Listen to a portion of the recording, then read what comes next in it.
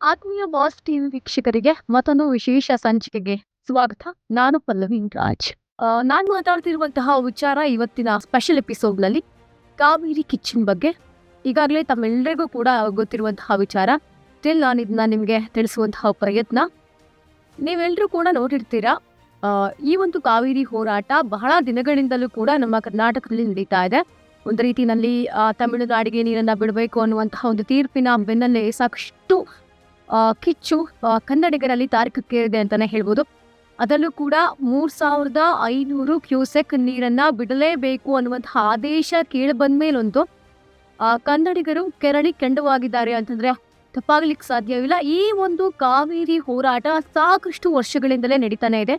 So ಈ ಹೋರಾಟಕ್ಕೆ ನಮ್ಮ ಕರ್ನಾಟಕದ ಪ್ರತಿ ಜಿಲ್ಲೆಯಲ್ಲೂ ಕೂಡ ಕಾವೇರಿ ನೀರನ್ನ ಉಳಿಸ್ಕೊಳ್ಳುವಂತಹ ನಿಟ್ಟಿನಲ್ಲಿ ಪ್ರತಿಯೊಬ್ಬರು ಕೂಡ ಈ ಹೋರಾಟಕ್ಕೆ ಕೈ ಜೋಡಿಸಿದ್ದಾರೆ.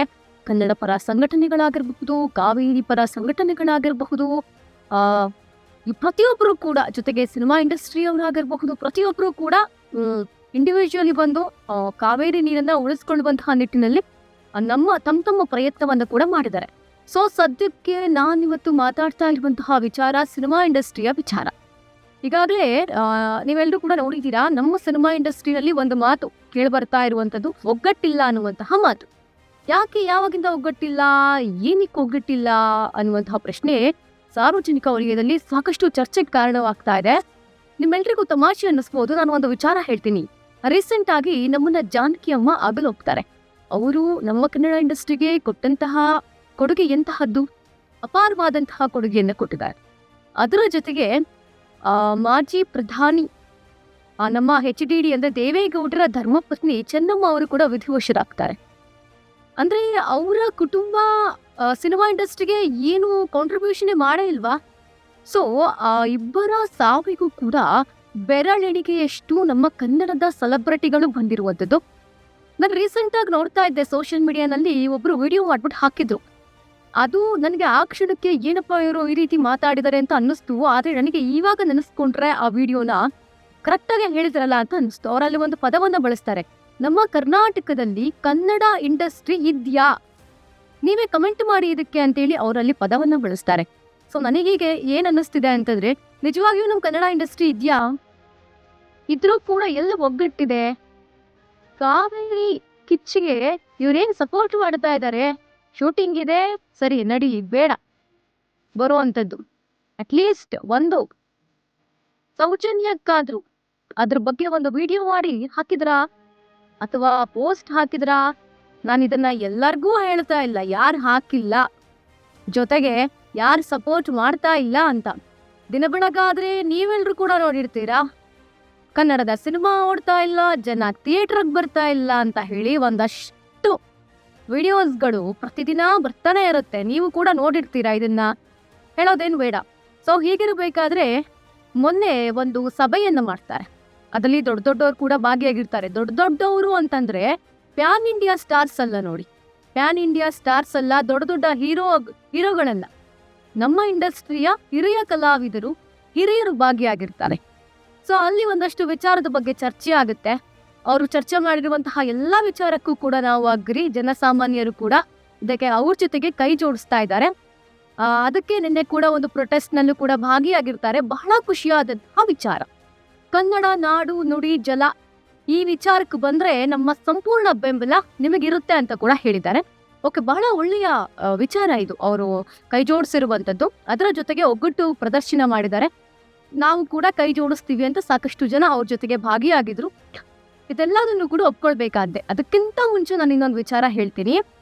1980ನೇ ಇಸ್ವಿಯಲ್ಲಿ ಗೋಕಾಕ್ ಚಳವಳಿ ಆಗುತ್ತೆ. ಅಲ್ಲಿ ನಮ್ಮ ವರನಟ, ಕನ್ನಡದ ಕಣ್ಮಣಿ ಅಣ್ಣವ್ರು ಭಾಗಿಯಾಗಿರ್ತಾರೆ. ಅದೆಷ್ಟ್ರೀ ಅಭಿಮಾನಿಗಳು ಬಂದಿರ್ತಾರೆ, ಅವ್ರಿಗೋಸ್ಕರ ಬಂದಿರ್ತಾರೆ. ಅದರ ಜೊತೆಗೆ ಭಾಗಿಯಾಗ್ತಾರೆ. ಏನೋ ಒಂದು ಮಾಡಬೇಕು ಅನ್ನುವಂತಹ ಕಿಚ್ಚಿನಿಂದ ಅಷ್ಟು ಜನರನ್ನ ನಮ್ಮ ಅಣ್ಣವರು ಸೇರಿಸಿರ್ತಾರೆ. ಈ ವಿಚಾರ ಕೂಡ ಮೊನ್ನೆ ಚರ್ಚೆ ಆಗುತ್ತೆ. ಅವರ ಹಾದಿಯಲ್ಲೇ ನಾವು ಹೋಗ್ತೀವಿ ಅನ್ನುವಂತಹ ವಿಚಾರ ಕೂಡ ಬರುತ್ತೆ. ಬಹಳ ಒಳ್ಳೆಯ ವಿಚಾರ. ಜೊತೆಗೆ ಅವ್ರು ಹೇಳ್ತಾರೆ, ನಮ್ಗೆ ರೈತರ ಋಣ ಇದೆ ಅಂತ ಹೇಳ್ತಾರೆ. ಮಹದಾಯಿ ಹೋರಾಟಕ್ಕೂ ಕೂಡ ಸಾಕಷ್ಟು ಪ್ರಯತ್ನವನ್ನ ಪಟ್ಟಿದ್ವಿ, ಒಪ್ಕೊಳ್ಳೋಣ, ಕನ್ನಡ ನೆಲ ಜಲ ಭಾಷೆಯ ರಕ್ಷಣೆಗೆ ನಾವು ಯಾವಾಗಲೂ ಸಿದ್ಧವಾಗಿರ್ತೀವಿ. ಒಪ್ಕೊಳ್ಳೋಣ ನಾವು. ಅಭಿಮಾನಿಗಳ ಜೊತೆಗೆ ನೀರಿನ ಹಕ್ಕಿಗಾಗಿ ಅಣ್ಣವರು ಆಗಲಿಂದಲೂ ಕೂಡ ಹೋರಾಟ ಮಾಡ್ಕೊಂತ ಬಂದ್ರು. ಆದ್ರೆ ಈಗ ಏನಾಗಿದೆ, ಇವಾಗ ಜನಗಳೇ ಅವರಿಗೆ ಚುಚ್ಚಿ ಮಾತಾಡಿ ಕರೆಸ್ಕೊಳ್ಬೇಕಾ? ಅಟ್ಲೀಸ್ಟ್ ಸೌಜನ್ಯಕ್ಕಾದ್ರೂ ಬರೋದಲ್ವಾ? ಸದ್ಯಕ್ಕೆ ಈ ಒಂದಷ್ಟು ವಿಚಾರದ ಬಗ್ಗೆ ಸ್ವತಃ ಅವರ ಅಭಿಮಾನಿಗಳೇ ಮಾತಾಡ್ಕೊಳ್ತಾ ಇದ್ದಾರೆ. ಈಗೇನು CWMA ತೀರ್ಪು ಕೊಟ್ಟಿದೆ, ಈ ಒಂದು ತೀರ್ಪಿಗೆ ಕನ್ನಡಿಗರು ಕೆಂಡುವಾಗಿದ್ದಾರೆ. ನಮಗೆ ಇಲ್ಲಿ ಕುಡಿಯೋದಕ್ಕೆ ನೀರಿಲ್ಲ, ನೀವಲ್ಲಿ ಬೆಳೆ ಬೆಳೆಯೋದಕ್ಕೆ ನೀರು ಕೇಳ್ತಾ ಇದ್ದೀರಾ ಅಂತ ವಿಜಯ್ ಅಂದ್ರೆ CM ವಿಜಯ್ ಇದಾರಲ್ವಾ, ಅವರ ಸಿನಿಮಾ ಕೂಡ ಇಲ್ಲಿ ನಾವು ಓಡಿಸೋದಿಲ್ಲ, ಸಿನಿಮಾ ನೋಡೋದಿಲ್ಲ ಅಂತ ಒಂದಷ್ಟು ಪ್ರತಿಭಟನೆ ನಡೀತಾ ಇದೆ. ಬ್ಯಾನರ್ಗೆಲ್ಲ ಧ್ವಂಸ ಮಾಡಿದ್ದಾರೆ. ಓಕೆ, ಅಂದ್ರೆ ಅವರ ಒಂದು ಆಕ್ರೋಶ ಏನಿರುತ್ತೆ, ಫ್ರಸ್ಟ್ರೇಷನ್, ಅದನ್ನ ತೀರಿಸ್ಕೊಂಡಿದ್ದಾರೆ. ಅದು ನಾವು ತಪ್ಪು ಸರಿ ಅಂತ ಮಾತಾಡುವಂತಹ ಟೈಮ್ ಅಂತೂ ಇದಲ್ಲ. ಇದರ ಜೊತೆಗೆ ಪ್ರೊಟೆಸ್ಟ್ ನಡೆಯುತ್ತೆ. ಆ ಪ್ರೊಟೆಸ್ಟ್ಗೂ ಕೂಡ ಸಾಕಷ್ಟು ಹಿರಿಯ ಕಲಾವಿದರು, ಪೋಷಕ ಕಲಾವಿದರು, ನಾನು ದೊಡ್ಡ ಕಲಾವಿದರು ಅಂತಂದಾಗ ದೊಡ್ಡ ಪ್ಯಾನ್ ಇಂಡಿಯಾ ಸ್ಟಾರ್ಸ್ ಅಲ್ಲ. ನೀವು ಅಂದ್ಕೋಬೇಕಾವಾಗ ಇವ್ರು ಯಾರ ಬಗ್ಗೆ ಮಾತಾಡ್ತಿದ್ದಾರೆ ಅಂದ್ರೆ ನಮ್ಮ ಇಂಡಸ್ಟ್ರಿಯ ಹಿರಿಯ ಕಲಾವಿದರು ಬರ್ತಾರೆ. ಆದ್ರೆ ಇವ್ರುಗಳು ಯಾಕೆ ಬರ್ತಾ ಇಲ್ಲ ಅನ್ನುವಂಥದ್ದು ಸದ್ಯಕ್ಕೆ ಜನರಿಗೆ ಬಂದಿರುವಂತಹ ಪ್ರಶ್ನೆ. ಇದೇ 2 ವರ್ಷದ ಹಿಂದೆ ಪ್ರೊಟೆಸ್ಟ್ ಆಗುತ್ತೆ. ಆ ಪ್ರೊಟೆಸ್ಟ್ ನಲ್ಲೂ ಕೂಡ ಎಲ್ಲರೂ ಕೂಡ ಭಾಗಿಯಾಗಿರ್ತಾರೆ. ತಂತ್ರಜ್ಞರು ಇರ್ತಾರೆ, ಕಲಾವಿದರು ಇರ್ತಾರೆ, ನ್ಯಾಯಯುತವಾಗಿ ಪ್ರತಿಭಟನೆ ಕೂಡ ನಡೆಯುತ್ತೆ. ಶಿವಣ್ಣ ಭಾಗಿಯಾಗಿರ್ತಾರೆ, ದರ್ಶನ್ ಅವರು ಭಾಗಿಯಾಗಿರ್ತಾರೆ, ಧ್ರುವ ಸರ್ಜಾ ಅವ್ರು ಇರ್ತಾರೆ, ವಸಿಷ್ಠ ಅವ್ರು ಇರ್ತಾರೆ, ಶ್ರೀಮುರಳಿ, ಪ್ರತಿಯೊಬ್ರು ಕೂಡ ಭಾಗಿಯಾಗಿರ್ತಾರೆ. ಈ ಒಂದು ವಿಚಾರದ ಪರವಾಗಿ ಧ್ವನಿ ಎತ್ತಿ ಮಾತಾಡಿರ್ತಾರೆ. ಆದ್ರೆ ಈಗಲೂ ಕೂಡ ಅದೇ ಪ್ರತಿಭಟನೆ ಅನ್ನೋ ನಡೀತಾ ಇರೋದು. ಅದೇ ಕಾವೇರಿಗಾಗಿ ರೈತರು ಕಣ್ಣೀರ್ ಹಾಕ್ತಾ ಇದಾರೆ ರೀ. ಆ ಒಂದು ಕಣ್ಣೀರ್ ಹಾಕ್ತಾರಲ್ಲ, ಅದು ನೋಡಕ್ ಬಹಳ ಬೇಜಾರಾಗುತ್ತೆ. ನಮಗೂ ಕೂಡ ರೈತರ ಋಣ ಇದೆ. ಯಾಕಂದ್ರೆ ಅವರು ಬೆಳೆದಿರುವಂತಹ ಆಹಾರ ಧಾನ್ಯಗಳನ್ನ ನಾವು ಕೂಡ ತಿಂತೀವಿ. ಅಟ್ಲೀಸ್ಟ್ ಒಂದು ಸೌಜನ್ಯಕ್ಕಾದ್ರೂ ಮಾಡ್ಬೇಕಲ್ವಾ? ಜನ ಕೇಳ್ತಾ ಇರುವಂತಹ ಪ್ರಶ್ನೆ ಆಗ್ತಾ ಇದೆ.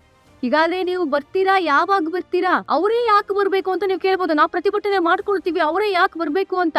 ಅವ್ರು ಬಂದ್ರೆ ಅವರ ಒಂದಷ್ಟು ಹಿಂಬಾಲಕರು, ಅಂದ್ರೆ ಅವರನ್ನ ಫಾಲೋ ಮಾಡ್ತಿರುವಂತಹ ಅವರ ಅಭಿಮಾನಿಗಳು ಒಂದಷ್ಟು ಜನ ಬರ್ತಾರಲ್ವಾ? ಇದೇ ಹಿಂದೆ ಸಾಕಷ್ಟು ಪ್ರತಿಭಟನೆಯಾದಾಗ, ಹೋರಾಟಗಳಾದಾಗ ಇದೇ ನಮ್ಮ ಕನ್ನಡದ ಕಲಾವಿದರು ಕೈ ಜೋಡಿಸಿದ್ದಾರೆ. ಆದ್ರೆ ಈಗ ಯಾಕಿಲ್ಲ ಅನ್ನುವಂಥದ್ದು ಅಭಿಮಾನಿಗಳಲ್ಲಿರುವಂತಹ ಪ್ರಶ್ನೆಯಾಗಿದೆ. ಅದರ ಜೊತೆಗೆ ಯಾರಿಗಾದ್ರೂ ಸಹಾಯಕ್ಕೆ ಅಂತಂದ್ರೆ ಸಹಾಯ ಹಸ್ತವನ್ನ ಚಾಚಿದವರಿಗೂ ಕೂಡ ಇದೇ ನಮ್ಮ ಕನ್ನಡ ಇಂಡಸ್ಟ್ರಿಯವರು ಸಾಕಷ್ಟು ದೊಡ್ಡ ಕಲಾವಿದರು, ಪ್ಯಾನ್ ಇಂಡಿಯಾ ಸ್ಟಾರ್ಸ್ ಸಹಾಯ ಮಾಡಿದಂತಹ ಉದಾಹರಣೆಗಳು ಕೂಡ ಇದೆ.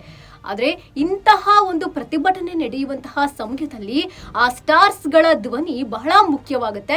ಯಾಕಂದ್ರೆ ಅವರ ಹಿಂದೆ ಅವರನ್ನ ಫಾಲೋ ಮಾಡುವಂತಹ ಹಿಂಬಾಲಕರು ಕೂಡ ಇರ್ತಾರೆ. ಸೊ ಹೀಗಿರ್ಬೇಕಾದ್ರೆ ನೀವು ಕೈ ಜೋಡಿಸಿದ್ರೆ ಏನಾದರೂ ಉಪಕಾರ ಆಗಬಹುದಲ್ವಾ ಅನ್ನುವಂಥದ್ದು ಕನ್ನಡಿಗರ ಮನೋಭಾವ. ಈಗಾಗಲೇ ಕಾವೇರಿಗೆ ನಾವು ಯಾವ ರೀತಿನಲ್ಲಿ ಋಣಿಯಾಗಬೇಕು ಅನ್ನೋದಂತೂ ಗೊತ್ತೇ ಇಲ್ಲ. ಸೊ ಈ ಒಂದು ವಿಚಾರವಾಗಿ ನಡೀತಾ ಇರುವಂತಹ ಹೋರಾಟಕ್ಕೆ ನಿಮ್ಮ ಬೆಂಬಲ, ನಿಮ್ಮ ಸಪೋರ್ಟ್ ಇರಬೇಕು ಅನ್ನುವಂಥದ್ದು ಸಾಕಷ್ಟು ಜನರ ಒಂದು ಆಶಯ ಅಂತ ಹೇಳಬಹುದು. ಸೊ ಕಾದ್ ನೋಡೋಣ.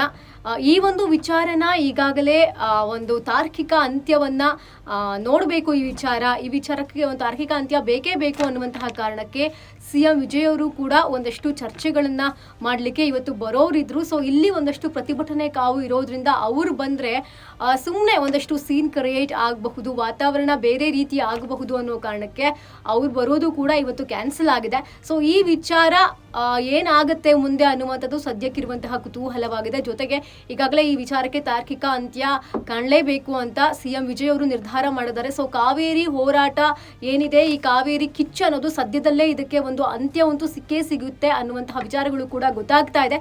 ಸೊ ಕಾದ್ ನೋಡೋಣ ಈ ವಿಚಾರ ಏನಾಗುತ್ತೆ ಅಂತ.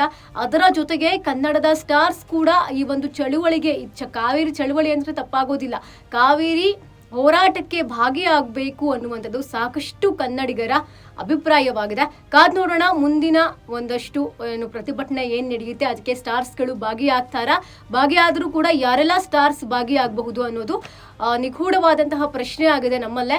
ಕಾದ್ ನೋಡೋಣ ಏನಾಗುತ್ತೆ ಅಂತ. ಇದಾಗುತ್ತೆ ಹೊತ್ತಿನ ವಿಶೇಷ. ಇನ್ನಷ್ಟು ಹೆಚ್ಚಿನ ಅಪ್ಡೇಟ್ಸ್ಗಳಿಗಾಗಿ ನೋಡ್ತಾ ಇರಿ ಬಾಸ್ ಟಿವಿ. ಲೇಟೆಸ್ಟ್ ಹಾಗೂ ಇಂಟ್ರೆಸ್ಟಿಂಗ್ ಸುದ್ದಿಗಳಿಗಾಗಿ ಬಾಸ್ ಟಿವಿ ಕನ್ನಡ ಚಾನೆಲ್ನ ಸಬ್ಸ್ಕ್ರೈಬ್ ಮಾಡಿ. ಹಾಗೆಯೇ ಬೆಲ್ ಐಕಾನ್ ಪ್ರೆಸ್ ಮಾಡಿ. ಇದರ ಜೊತೆಗೆ ಫೇಸ್ಬುಕ್, ಇನ್ಸ್ಟಾಗ್ರಾಮ್, ಎಕ್ಸ್ ನಲ್ಲೂ ಮಿಸ್ ಮಾಡದೆ ಫಾಲೋ ಮಾಡಿ.